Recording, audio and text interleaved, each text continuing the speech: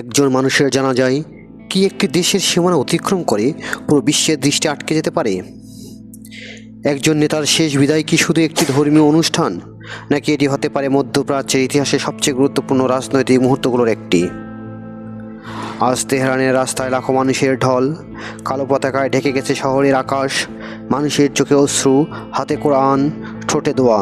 শুধু ইরান নয়, বিশ্বের বিভিন্ন প্রান্ত থেকে প্রতিনিধি, ধর্মীয় নেতা ও কূটনীতিকদের আগমন, পুরো বিশ্বের নজর এখন এই এক শহরের দিকেই। কিন্তু প্রশ্ন হলো, কেন এই জানাজা নিয়ে এত আলোচনা? কেন তেহরানের পাশাপাশি কোম, মাশহাদ এবং ইরাকের কারবালাতেও চলছে বিশেষ শোকানুষ্ঠান? এটি কি শুধু একজন সর্বোচ্চ নেতার শেষ বিদায়, নাকি এর মধ্যেই লুকিয়ে আছে মধ্যপ্রাচ্যে আগামী দিনের নতুন রাজনৈতিক সমীকরণ? জানা অজানা বিশ্বের আজকের পর্বে আমরা জানব আয়াতুল্লাহ আলী খামেনির দীর্ঘ রাজনৈতিক ও ধর্মীয় যাত্রা, তার মৃত্যুর পর শুরু হওয়া রাষ্ট্রীয় শোক, 4টি গুরুত্বপূর্ণ শহরে আয়োজিত শোক অনুষ্ঠানের তাৎপর্য এবং এই ঘটনাকে ঘিরে বিশ্বের প্রতিক্রিয়া। তবে এই ভিডিওটি শেষ পর্যন্ত দেখার অনুরোধ করছি, কারণ শেষের অংশে আমরা আলোচনা করব এই ঘটনার পর ইরানের ভবিষ্যৎ নেতৃত্ব, মধ্যপ্রাচ্যে ভূ রাজনীতি এবং আন্তর্জাতিক সম্পর্কের উপর কী ধরনের প্রভাব পড়তে পারে। চলুন শুরু করা যাক। ইতিহাসের প্রতিটি যুগে কিছু বিদায় শুধু একটি পরিবারের নয়, একটি জাতির হয়ে ওঠে। আবার কিছু বিদায় এমনও হয় যার প্রতিধ্বনি ছড়িয়ে পড়ে পুরো বিশ্বে। আয়াতুল্লাহ আলী খামেনি 4 দশকেরও বেশি সময় ধরে তিনি ছিলেন ইরানের সর্বোচ্চ নেতা। তার সময়ে ইরান পার হয়েছে যুদ্ধ, আন্তর্জাতিক নিষেধাজ্ঞা, পারমাণবিক ইস্যু, আঞ্চলিক সংঘাত এবং বড় বড় রাজনৈতিক পরিবর্তনের মধ্য দিয়ে। তার সমর্থকদের কাছে তিনি ছিলেন প্রতিরোধের প্রতীক, সমালোচকদের কাছে তিনি ছিলেন বিতর্কিত এক শাসক। কিন্তু একটি বিষয় খুব কম মানুষের দ্বিমত আছে, আর তা হলো মধ্যপ্রাচ্যের রাজনীতিতে তার প্রভাব ছিল গভীর ও দীর্ঘস্থায়ী। তার মৃত্যুর পর শুরু হয় রাষ্ট্রীয় শোক। রাজধানী তেহরান সহ দেশের বিভিন্ন শহরে মানুষ শেষ শ্রদ্ধা জানাতে জড়ো হতে থাকে। ধর্মীয় প্রতিষ্ঠানগুলোতে বিশেষ দোয়া, কোরআন তেলাওয়াত এবং স্মরণ অনুষ্ঠানের আয়োজন করা হয়। একই সময়ে বিশ্বের বিভিন্ন দেশ থেকে সমবেদনা ও কূটনৈতিক প্রতিক্রিয়া আসা শুরু করে। কিন্তু এই পুরো আয়োজনকে সবচেয়ে আলাদা করেছে একটি বিষয়, সেটি হলো শুধু একটি শহর নয়, একাধিক গুরুত্বপূর্ণ শহর শোক অনুষ্ঠানের আয়োজন করে। কেন তেহরান, কেন কোম, কেন মাশহাদ, আর কেন ইরাকের পবিত্র শহর কারবালা? এই প্রশ্নগুলোর উত্তরে আমাদের নিয়ে যাবে ধর্ম, ইতিহাস, রাজনীতি এবং কূটনীতির এমন এক সংযোগস্থলে, যেখানে একটি জানাজা শুধু একটি শেষ বিদায় নয়, বরং একটি যুগের সমাপ্তি এবং আরেকটি নতুন অধ্যায়ের সূচনা। চলুন এবার শুরু করি সেই গল্প, যে গল্প শুরু হয়েছিল কয়েক দশক আগে, কিন্তু যার প্রতিধ্বনি আজও শোনা যাচ্ছে মধ্যপ্রাচ্যের প্রতিটি গুরুত্বপূর্ণ রাজনৈতিক সিদ্ধান্তে। একটি প্রশ্ন হয়তো আপনার মনেও ঘুরছে, একজন মানুষের বিদায়কে ঘিরে কেন একটি নয়, একাধিক শহরে এত বড় আয়োজন? এর উত্তর জানতে হলে আমাদের বুঝতে হবে এই 4টি শহর শুধু মানচিত্রে 4টি নাম নয়। প্রতিটি শহরের সঙ্গে জড়িয়ে আছে শত শত বছরের ইতিহাস, ধর্মীয় বিশ্বাস এবং রাষ্ট্রীয় পরিচয়। প্রথমেই আসি তেহরানের কথা।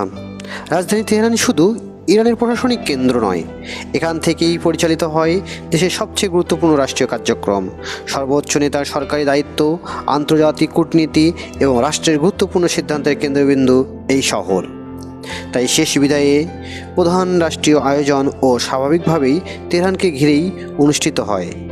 এখানে বিশ্বের বিভিন্ন দেশের প্রতিনিধি, কূটনীতিক এবং সাংবাদিকদের উপস্থিতিতে পুরো বিশ্বের দৃষ্টি নিবন্ধন হয় ইরানের রাজধানীর দিকে। কিন্তু এখানেই গল্পের শেষ নয়। তেহরান থেকে প্রায় 150 কিলোমিটার দক্ষিণে রয়েছে কোম। শিয়া মুসলমানদের কাছে কোম শুধু একটি শহর নয়, এটি জ্ঞান, ধর্মীয় শিক্ষা এবং আধ্যাত্মিক নেতৃত্বের কেন্দ্র। শত শত বছর ধরে বিশ্বের বিভিন্ন দেশ থেকে শিক্ষার্থীরা এখানে ইসলামী শিক্ষা নিতে আসেন। অসংখ্য প্রখ্যাত আলেম এখান থেকেই শিক্ষা ও নেতৃত্ব দিয়েছেন। তাই কোনো শিষ্য ধর্মীয় ব্যক্তিত্বের মৃত্যু হলে কোমে বিশেষ দোয়া, কোরআন তেলাওয়াত এবং স্মরণ অনুষ্ঠান হওয়া শিয়া ঐতিহ্যের একটি গুরুত্বপূর্ণ অংশ।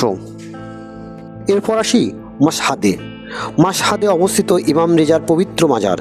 প্রতি বছর কোটি কোটি মানুষ এখানে জিয়ারত করতে আসেন। শিয়া মুসলমানদের কাছে এটি সবচেয়ে পবিত্র স্থানগুলোর একটি। অনেকেই বিশ্বাস করেন এমন একজন গুরুত্বপূর্ণ ধর্মীয় নেতার জন্য এই পবিত্র স্থানে দোয়া করা একটি বিশেষ সম্মানের বিষয়। তাই মাশহাদে অনুষ্ঠিত শোক অনুষ্ঠান শুধু আনুষ্ঠানিকতা নয়, বরং গভীর ধর্মীয় অনুভূতির বহিঃপ্রকাশ।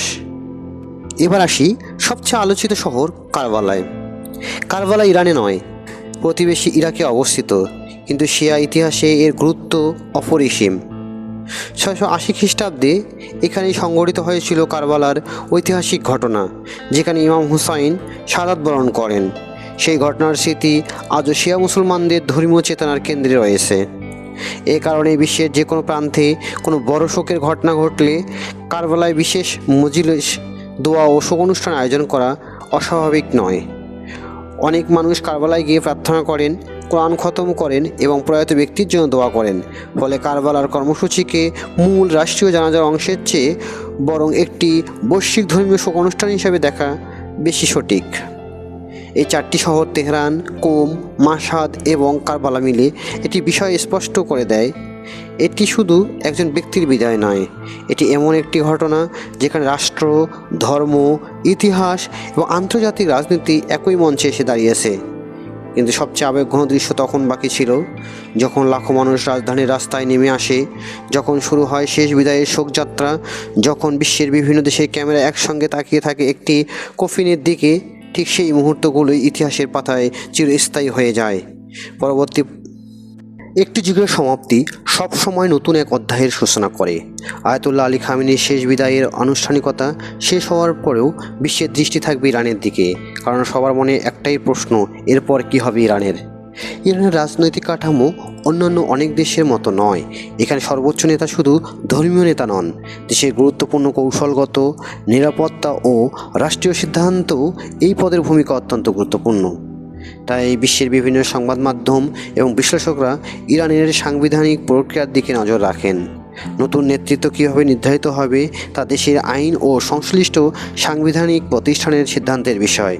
এদিকে মধ্যপ্রাচ্যের বিভিন্ন দেশও পরিস্থিতি নিবিড়ভাবে পর্যবেক্ষণ করতে থাকে, কারণ ইরানের অভ্যন্তরীণ নেতৃত্বে পরিবর্তন হলে তার প্রভাব কূটনীতি, আঞ্চলিক সম্পর্ক এবং নিরাপত্তা পরিস্থিতির উপর পড়তে পারে। তবে ইতিহাস আমাদের একটি বিষয় শেখায়, কোনো নেতার উত্তরাধিকার শুধু তার জীবদ্দশায় নেওয়ার সিদ্ধান্ত দিয়ে বিবেচনা করা হয় না। সময়ের সঙ্গে সঙ্গে নতুন প্রজন্ম, গবেষক এবং ইতিহাসবিদরা তার অবদান, সাফল্য, সমালোচনা এবং প্রভাব সব কিছু মিলিয়ে মূল্যায়ন করেন। আজও আলী খামেনিকে কেউ দেখেন একজন ধীর রাজনৈতিক ও ধর্মীয় নেতা হিসাবে, আবার কেউ তার নীতি ও শাসন নিয়ে কঠোর সমালোচনা করেন। এই ভিন্ন মতে ইতিহাসের স্বাভাবিক অংশ। তেহরানের রাস্তায় যে মানুষগুলো শেষ বিদায় জানাতে এসেছিলেন, তাদের প্রত্যেকের অনুভূতি ছিল এক এক রকম। কারো কাছে এটি ছিল গভীর ব্যক্তিগত শোকের মুহূর্ত, কারো কাছে ধর্মীয় দায়িত্ব, আবার কারো কাছে ইতিহাসে একটি গুরুত্বপূর্ণ ঘটনার প্রত্যক্ষ সাক্ষী হওয়ার সুযোগ। একইভাবে বিশ্বের বিভিন্ন দেশও এই ঘটনাকে তাদের নিজস্ব রাজনৈতিক ও কূটনৈতিক দৃষ্টিকোণ থেকে দেখছে। সময়ের সঙ্গে সঙ্গে এই ঘটনার আরও নতুন তথ্য, বিশ্লেষণ এবং মূল্যায়ন সামনে আসবে। কিন্তু একটি বিষয় নিশ্চিত, এই বিদায় মধ্যপ্রাচ্যের সাম্প্রতিক ইতিহাসে একটি গুরুত্বপূর্ণ অধ্যায় হিসেবে আলোচিত হয়ে থাকবে। বন্ধুরা, ইতিহাস কখনো একরঙা নয়। একই ঘটনাকে ভিন্ন মানুষ ভিন্নভাবে দেখেন। তাই যে কোনো বড় আন্তর্জাতিক ঘটনা বোঝার জন্য বিভিন্ন নির্ভরযোগ্য সূত্র পড়া, শোনা এবং বিশ্লেষণ করা জরুরি। আপনার মতে এই ঘটনা কি শুধু একজন নেতার শেষ বিদায়, নাকি এটি মধ্যপ্রাচ্যের রাজনীতিতে একটি নতুন অধ্যায়ের সূচনা? আপনার মতামত কমেন্টে লিখে জানান। ভিডিওটি যদি তথ্যবহুল মনে হয়ে থাকে তাহলে একটি লাইক দিন, বন্ধুদের সঙ্গে শেয়ার করুন এবং আন্তর্জাতিক রাজনীতি, ইতিহাস ও ভূ রাজনীতি নিয়ে এমন আরও তথ্যভিত্তিক ডকুমেন্টারি দেখতে আমাদের চ্যানেলটি সাবস্ক্রাইব করে বেল আইকন বাটনটি অন রাখুন। আমি বিদায় নিচ্ছি। আল্লাহ হাফেজ।